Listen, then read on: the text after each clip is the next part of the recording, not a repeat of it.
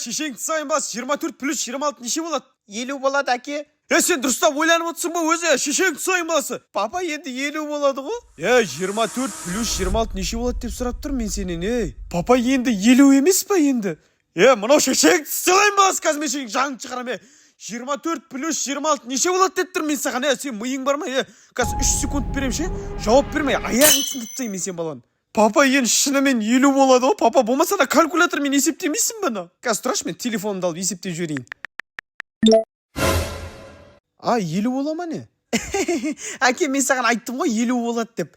Мен просто күн сайын йод алайын ішем ғой әке. Онда йод, балдыр және А, В, С, Д дәрумендері мен минералдар көп. Ол мидың дұрыс жұмыс істеуіне, есте сақтау мен оқу қабілетін арттыруға көмектеседі әке. Иммунитетті күшейтіп, сабақта зейінді болып, энергияға толы болуға әсер етеді әке.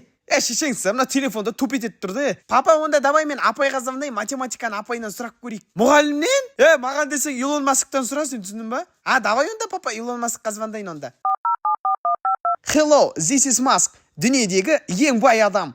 Сәлем Маскаға. 24 пен плюс 26 50 ма?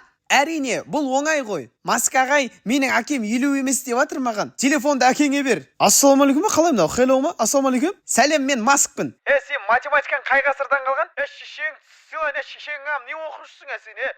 Топас сен баланы тупой қылатын болды ғой, шешең. Не бәле шешең Илон Маскты Шымкенттік ма не?